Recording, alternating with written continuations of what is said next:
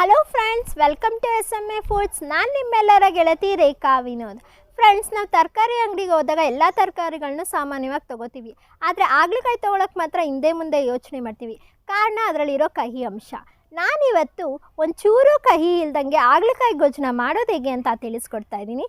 ಅದ್ರ ಜೊತೆಗೆ ಅದರಲ್ಲಿರೋ ಹೆಲ್ತ್ ಬೆನಿಫಿಟ್ಸ್ ಕೂಡ ತಿಳಿಸ್ಕೊಡ್ತಾ ಇದ್ದೀನಿ. ಸೊ ವಿಡಿಯೋನ ಸ್ಕಿಪ್ ಮಾಡದೆ ನೋಡಿ. ನೀವು ಇನ್ನೂ ನಮ್ಮ ಚಾನಲ್ಗೆ ಸಬ್ಸ್ಕ್ರೈಬೇ ಆಗಿಲ್ವಾ? ಪ್ಲೀಸ್ ಸಬ್ಸ್ಕ್ರೈಬ್ ಆಗಿ. ಪಕ್ಕದಲ್ಲೇ ಇರೋ ಬೆಲ್ ಬಟನ್ ಒತ್ತಿ ಆಲ್ ಅಂತ ಸೆಲೆಕ್ಟ್ ಮಾಡಿ. ಬನ್ನಿ ಈಗ ಹಾಗಲಕಾಯಿ ಗೊಜ್ಜನ್ನ ಮಾಡೋದು ಹೇಗೆ ಅಂತ ನೋಡೋಣ.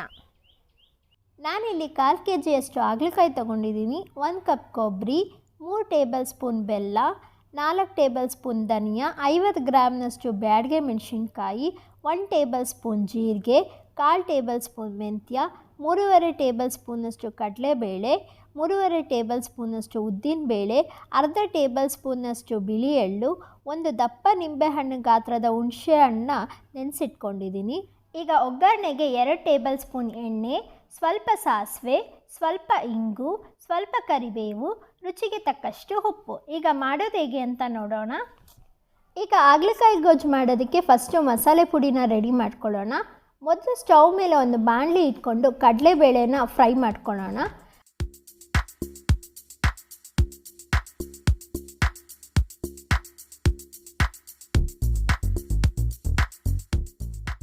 ಈಗ ಇದು ಫ್ರೈ ಆಗಿದೆ. ಇದನ್ನು ಒಂದು ಪ್ಲೇಟ್ಗೆ ತೆಗೆದಿಟ್ಕೊಬಿಡೋಣ. ಈಗ ಉದ್ದಿನಬೇಳೆ ಹಾಕ್ಕೊಂಡು ಫ್ರೈ ಮಾಡ್ಕೊಳ್ಳೋಣ.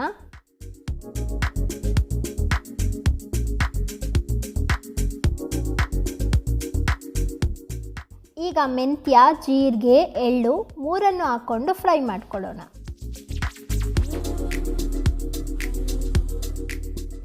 ಹಾಗೆ ಧನಿಯಾ ಕೂಡ ಫ್ರೈ ಮಾಡ್ಕೊಳ್ಳೋಣ.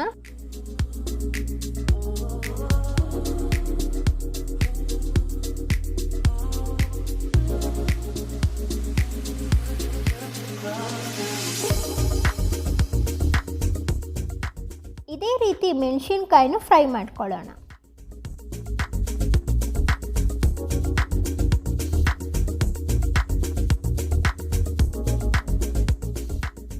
ಹಾಗೆ ತುರಿದಿಟ್ಕೊಂಡಿರೋ ಕೊಬ್ಬರಿನ ಕೂಡ ಫ್ರೈ ಮಾಡ್ಕೊತಾ ಇದ್ದೀನಿ.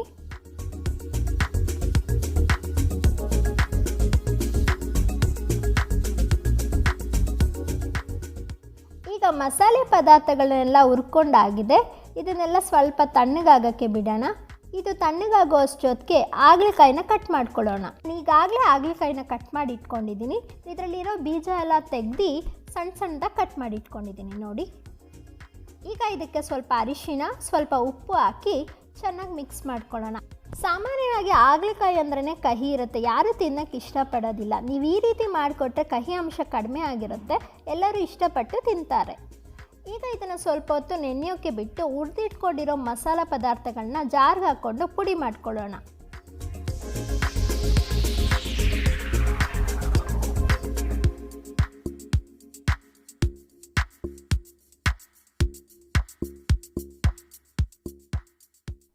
ನೋಡಿ, ಈ ರೀತಿ ನುಣ್ಣಗೆ ಪುಡಿ ಮಾಡ್ಕೋಬೇಕು.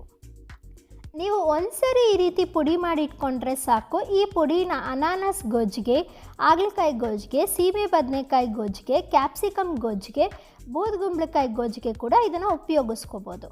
ನೀವು ಯಾವುದಾದ್ರೂ ಗ್ರೇವಿ ಮಾಡೋಕ್ಕೆ ಇದನ್ನು ಉಪಯೋಗಿಸ್ಕೋಬೋದು. ತುಂಬಾ ಟೇಸ್ಟಿಯಾಗಿರುತ್ತೆ. ಈಗ ಸ್ಟವ್ ಮೇಲೆ ಒಂದು ಬಾಣಲಿ ಇಟ್ಕೊಂಡು 2 ಟೇಬಲ್ ಸ್ಪೂನ್ ಎಣ್ಣೆ ಹಾಕ್ಕೊಳ್ಳೋಣ. ಎಣ್ಣೆ ಕಾದಿದೆ. ಈಗ ಸಾಸಿವೆ ಹಾಕ್ಕೊಳ್ಳೋಣ.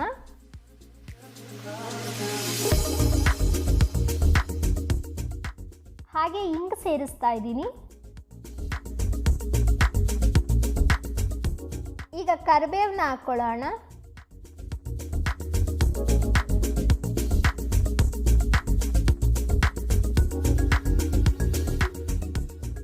ಹಾಗೆ ತೊಳೆದಿಟ್ಕೊಂಡಿರೋ ಹಾಗಲಕಾಯಿನೂ ಸೇರಿಸೋಣ.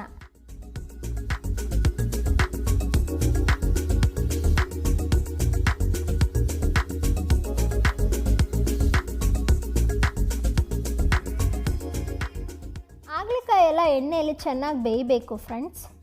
ನೀವು ಈ ರೀತಿ ಹಾಗಲಕಾಯಿ ಗೊಜ್ಜು ಮಾಡೋದ್ರಿಂದ ಸ್ವಲ್ಪನೂ ಕಹಿ ಇರೋದಿಲ್ಲ. ಮಕ್ಕಳು ಕೂಡ ತುಂಬ ಇಷ್ಟಪಟ್ಟು ತಿಂತಾರೆ. ಇದು ಆರೋಗ್ಯಕ್ಕೂ ತುಂಬಾ ಒಳ್ಳೆಯದು. ನಮ್ಮ ಮನೇಲಿ ವಿನೋದ್ ಕೂಡ ಹಾಗಲಕಾಯಿನ ತಿಂತಾ ಇರಲಿಲ್ಲ ಫ್ರೆಂಡ್ಸ್. ವಿಷ ಇರುತ್ತೆ, ನಾನು ತಿನ್ನಲ್ಲಪ್ಪ ಅಂತ ಹೇಳ್ತಾಯಿದ್ರು. ಒಂದಿನ ಈ ರೀತಿ ಗೊಜ್ಜು ಮಾಡಿ ಟೇಸ್ಟ್ ಮಾಡಿ ನೋಡಿ ಅಂತ ಕೊಟ್ಟೆ. ಅವ್ರಿಗೆ ತುಂಬಾ ಇಷ್ಟ ಆಯಿತು. ಈಗ ಅವರೇ ಹೇಳಿ ಬಾಡಿಸ್ಕೊಂಡು ತಿಂತಾರೆ. ಅವರಂತೂ ತುಂಬ ಇಷ್ಟಪಟ್ಟು ತಿಂತಾರೆ. ಈಗ ಮೊದಲೇ ಕಿವುಚಿಟ್ಕೊಂಡಿರೋ ಹುಣಸೆ ಹಣ್ಣಿನ ರಸನ ಸೇರಿಸೋಣ. ಹಾಗೆ ಬೆಲ್ಲ ಕೂಡ ಸೇರಿಸ್ತಾ ಇದ್ದೀನಿ. ನಾನಿಲ್ಲಿ ಒಂದು ಅರ್ಧ ಬೆಲ್ಲ ಹಾಕ್ತಾಯಿದ್ದೀನಿ. ನೀವು ರುಚಿ ನೋಡಿಕೊಂಡು ಆಮೇಲೆ ಇನ್ನೊಂದು ಸ್ವಲ್ಪ ಬೇಕಾದರೆ ಸೇರಿಸ್ಕೋಬೋದು.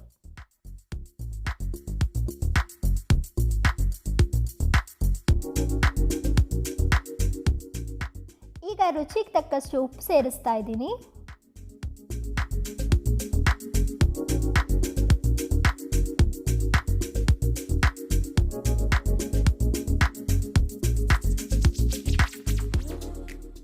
ಈಗ ಆಗಲೇ ಮಾಡಿ ಇಟ್ಕೊಂಡಿರೋ ಮಸಾಲೆ ಪುಡಿನ 4 ಸ್ಪೂನ್ ಸೇರಿಸ್ತಾ ಇದ್ದೀನಿ. ಫ್ರೆಂಡ್ಸ್, ಹಾಗಲಕಾಯಿನ ನಿಯಮಿತವಾಗಿ ಸೇವಿಸೋದ್ರಿಂದ ಟೈಪ್ 2 ಡಯಾಬಿಟೀಸ್ನ ಕಂಟ್ರೋಲಿಗೆ ತರ್ಬೋದು.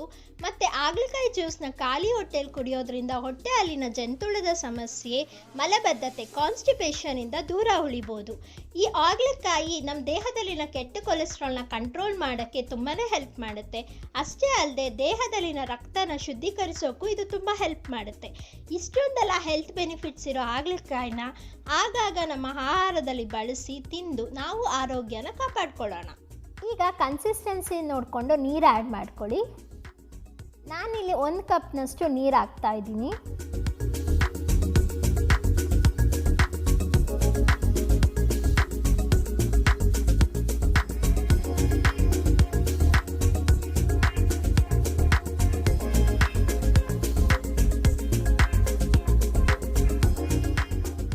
ಈಗ ಒಂದು ಲಿಡ್ ಮುಚ್ಚಿ 5 ನಿಮಿಷದವರೆಗೂ ಬೇಯಿಸ್ಕೊಳ್ಳೋಣ.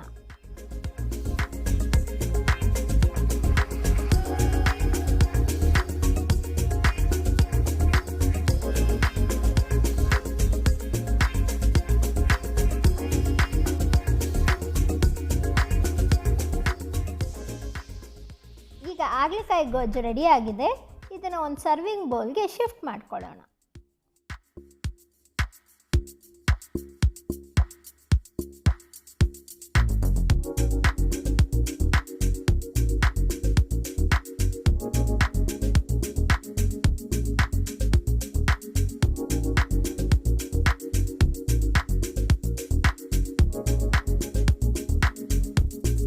ನೋಡಿದ್ರಲ್ಲ, ಒಂಚೂರು ಕಹಿ ಇಲ್ದಂಗೆ ಹಾಗಲಕಾಯಿ ಗೊಜ್ಜನ್ನ ಹೇಗೆ ಮಾಡೋದು ಅಂತ. ಅದರಲ್ಲಿರೋ ಹೆಲ್ತ್ ಬೆನಿಫಿಟ್ಸ್ ಕೂಡ ತಿಳ್ಕೊಂಡ್ರಲ್ಲ. ನೀವು ನಿಮ್ಮ ಮನೇಲಿ ಖಂಡಿತ ಟ್ರೈ ಮಾಡಿ. ನಿಮ್ಮ ಅನಿಸಿಕೆ ಅಭಿಪ್ರಾಯಗಳನ್ನ ಕಮೆಂಟ್ ಮಾಡಿ ತಿಳಿಸಿ. ಈ ವಿಡಿಯೋ ಇಷ್ಟ ಆದರೆ ಲೈಕ್ ಮಾಡಿ, ನಿಮ್ಮ ಫ್ಯಾಮಿಲಿ ಫ್ರೆಂಡ್ಸ್ ಜೊತೆ ಶೇರ್ ಮಾಡಿ. Thank you.